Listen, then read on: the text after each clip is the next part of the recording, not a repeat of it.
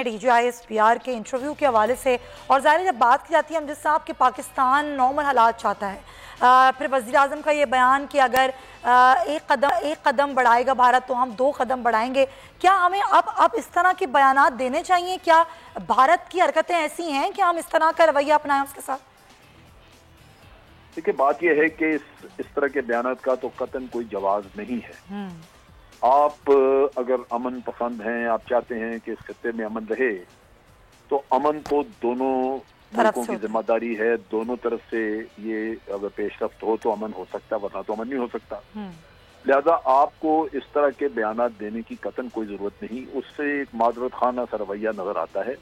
بھارت سے تو کبھی ہم نے یہ بات نہیں سنی اس طرح کی۔ بالکل۔ تو اگر بھارت کے اندر کوئی خواہش ہوگی، خواہش کا اظہار ہو، تو آپ پازیٹیو اس کا بالکل آگے سے جواب دے دیں، لیکن جب دوسری طرف سے آپ کے ساتھ کرکٹ میچ تک نہیں کو کھیلنا چاہتا تو بڑی شرم کی بات ہے کہ آپ روزانہ اس طرح کے اعلانات کرتے رہیں۔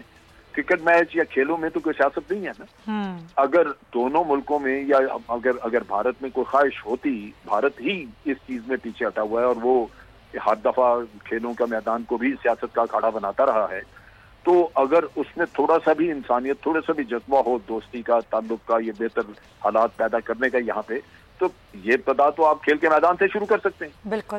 لیکن وہ وہاں تک بھی نہیں آ رہا، تو آپ کے منہ سے یہ سن کے تو بڑا عجیب سا لگتا ہے نا کہ یہ آپ کس بات کی کہانی کر رہے ہیں، جس کا ایسی بات آپ کر رہے ہیں جس کا کوئی دور کوئی اس کے شواہد نہیں ہے، دور اس کے کوئی حالات نظر نہیں آ رہے، آپ ہوا میں بےتکی سی ایک چھوڑ دیتے ہیں۔ تو یہ بات میرا خیال ہے ان کو سمجھنی چاہیے۔ اگر حالات بہتر ہوتے جائیں کہ آپ کا لوگوں کا کو آنا جانا شروع ہو گیا ہے، کرکٹ میچ شروع ہو گئے ہیں، ہاکی میچ شروع ہو گئے ہیں، یا کوئی ڈیلیگیشن ایک دوسرے کے گڈ ول کے آ جانا ہے، تو پھر ٹھیک ہے، آپ بات چیت کی بھی بات کر لیجئے کہ جی بات چیت ہم کرنے کو تیار ہیں۔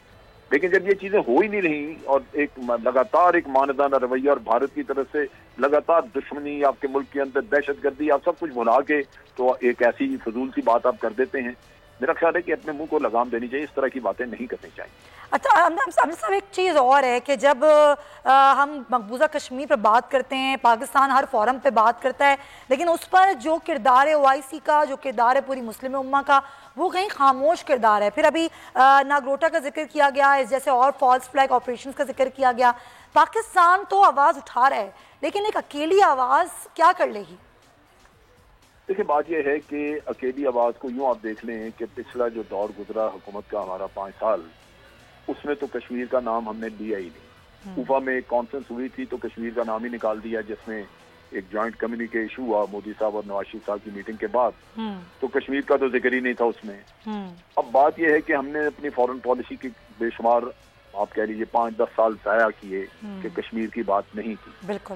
اب حکومت کو کم از کم چاہیے کہ آپ اس کے اوپر بہت کھل کے بات کریں اور بڑی زیادہ بات کریں۔ اور بات کرنی کیا ہوتی ہے؟ آپ نے دنیا کو قائل کرنا ہوتا ہے، اپنے ایک ڈپلومیسی ہے کیا؟ آپ اپنا نیریٹو بیچتے ہیں، اور نیریٹو جو ہے وہ دنیا اگر ریسپیکٹ نہیں کر رہی تو آپ آرگو کر کے اس نیریٹو کے اوپر لوگوں کو قائل کرتے ہیں۔ اس کے لیے محنت درکار ہے۔